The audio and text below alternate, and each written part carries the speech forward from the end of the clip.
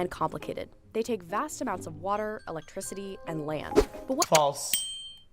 Data centers are expensive and complicated. They take vast amounts of water, electricity, and land. But what if we didn't have to build data centers on land at all? What if we could build them in space? Just false. That's exactly what companies like Blue Origin and SpaceX are attempting to do. In fact, earlier this year, SpaceX filed an application with the FCC asking to launch a cluster. I cannot debunk it every time that somebody makes a claim. I can't. We've already debunked it. We fully debunked. It's an actual debunked. Next. Of up to 1 million satellites to build an orbital data center. What about me? Buddy, it's not because you want things to be... Okay, listen. It's not because you want something to be true and you're going to get me mad if it's not true, that it's true. It's not because you get mad that it becomes true. Buddy, it has been debunked. Flat out. Flat out. That's part of their pitch to investors ahead of their anticipated IPO later this year. But just... All right.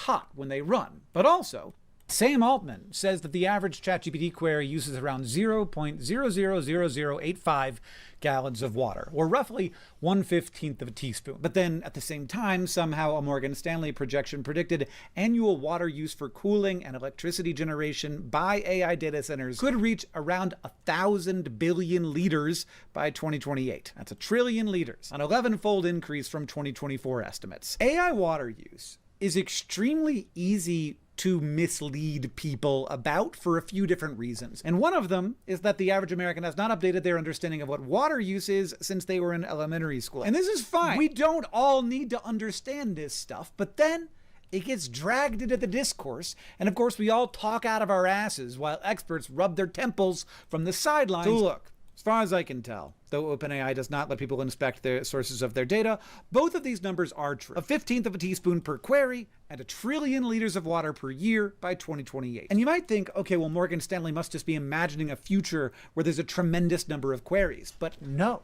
Actually, no matter how you multiply 1/15 of a teaspoon, you're never going to get anywhere close to 1 trillion liters of water use. The thing is, water consumption analysis, indeed any resource consumption analysis for an industry or a product or a conversation with a chatbot, is really tricky to do. There are multiple fields of economics and science devoted to this. If you're going to try and package that up into some nice, neat numbers that the average person will understand, you're going to be fudging a lot of stuff. So this seems like a good time to actually get into why it's so hard. But first, this video is brought to you by a little outfit called Ground News. Ground News is a website and app that pulls coverage of the same story from tons of different outlets from all over the political spectrum and all over the world.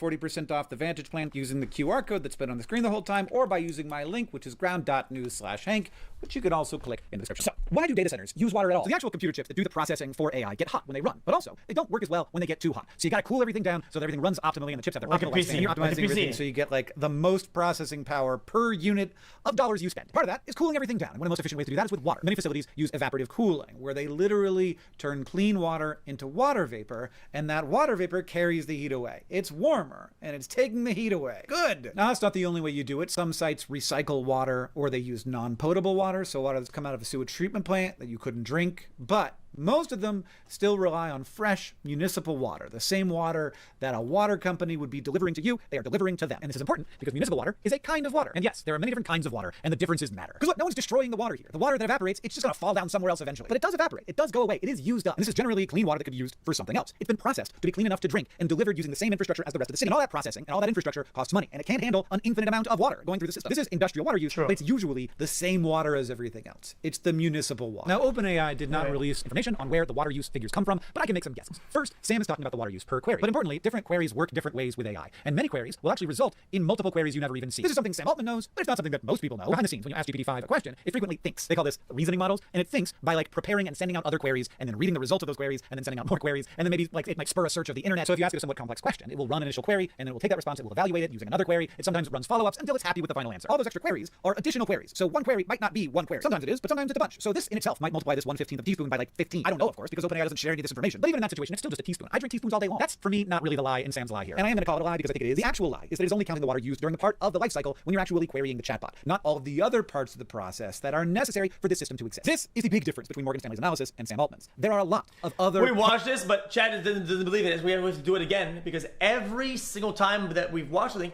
that is backed by at least unless you have better research, or then you have something else that's better. Wait, what Parts else? of this process. I mean, yeah, I understand. That are I mean, not the you really final step of the consumer querying the chatbot. And you've probably thought of one of them, but you probably haven't thought of the biggest one. And I want to do a test right now and find out if I'm right. So if you thought of one place where the chatbot is using water that isn't the query, you probably thought of the training. The thing about these systems is that the training never really stops, even while we're using one model like GPT-5, which is actually a bunch of models all stuck together. OpenAI and its competitors are constantly training newer, bigger versions that no one can use yet. And to create these models, like the system runs for weeks or months on enormous clusters of GPUs, burning through electricity and water for cooling. It's not really fair to treat that training footprint as separate from every conversation you have with the model. The conversation could not happen without the training. So if you want to be honest, you got to make some choices. So probably you want to spread the water used to train all of the models in GPT-5 and spread it across every query people make. Problem here is, whatever. Yeah, whatever. I mean, I like that chat. You see now.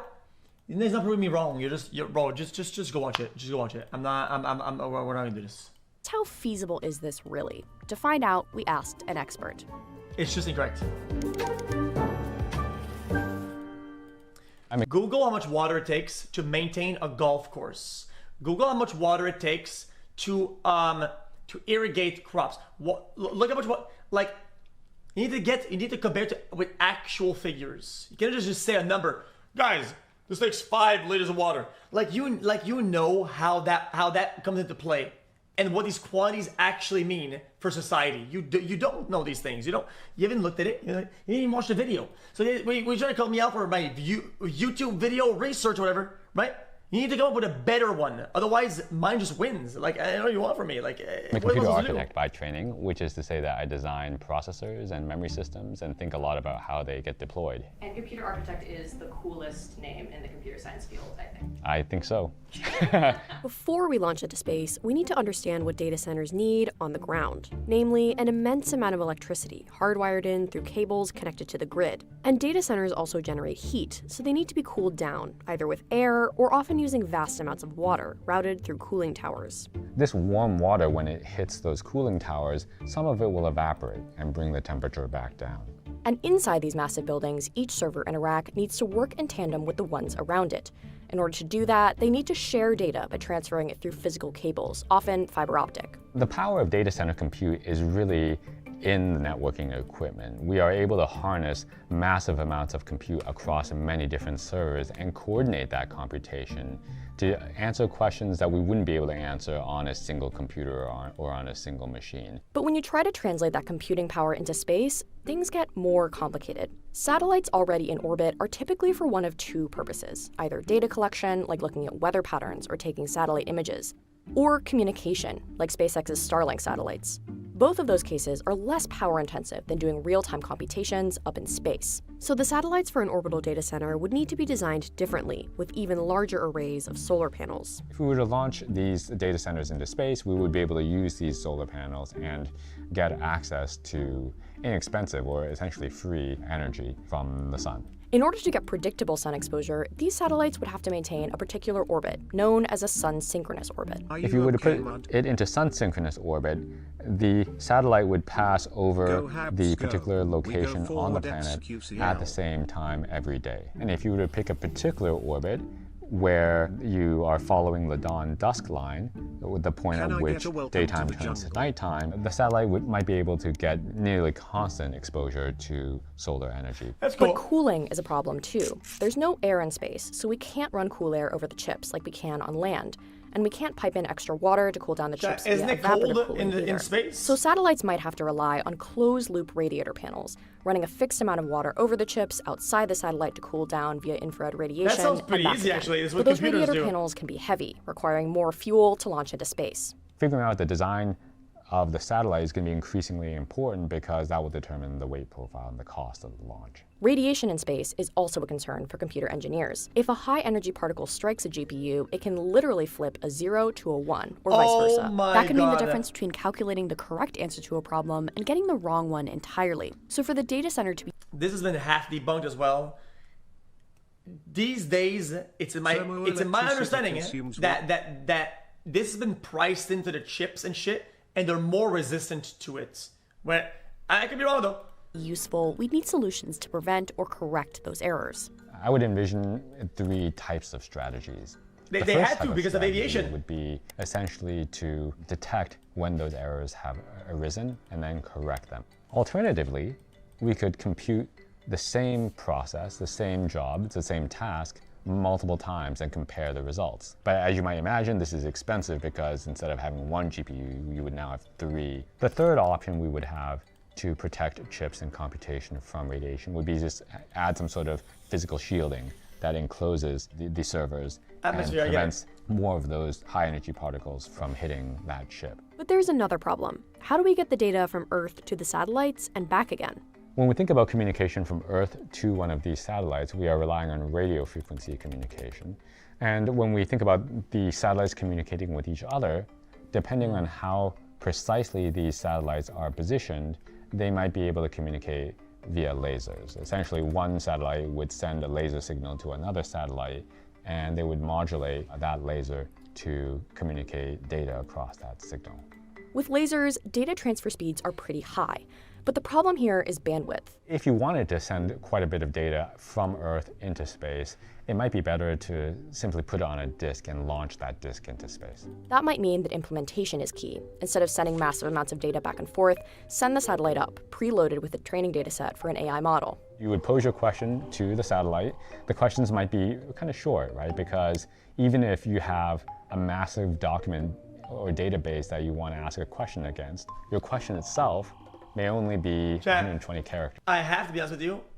I feel like this video is finding problems that aren't there and finding a way to somehow find something like some fear mongering. Like it just is how it feels to me. Or something like that. So imagining a scenario where you send only a few hundred tokens up into space, that is certainly feasible and possible for. What do you think people said when people said, yo, let's put internet in space? What do you think people said when Starlink was first introduced as an idea? Probably people said this times 25, times 30 of oh, this can't be done. Buddy, let the ones that actually change the world do what they do. Like, I mean, for AI inference. But with increased traffic, bandwidth may still be an issue, meaning it could take longer to get an answer to your query when compared to a data center on land. Ultimately, it comes down to one question. Does the math work out? Large solar arrays, radiator panels, and chip shielding all add cost and weight, meaning that launch costs would also be higher. Is that likely to be offset by the energy savings from solar? It's unclear. I think the costs of doing this are large and, at the moment, unknown. We need to collect data, we need to run experiments, we need to explore the design. Let's be honest, the return on investment, probably not worth it. I mean, I'm gonna take a wild guess because technology goes so fast, it might become obsolete at one point, and now the tech is gonna. Now you have a bunch of flying junk that didn't fucking get the money back. You know what I mean? And then it's like, well, okay, well now we need new shit, and it's like you never really get there, do you? Space and figure out what combination of technologies will allow us to get to orbital computing. Chat, why don't they just build the data centers and they slam those motherfuckers under the ocean? You slam the whole server and you put a big ass plaque at the top. The slab is flat out in the ocean and it just cools by induction straight up. Bonk.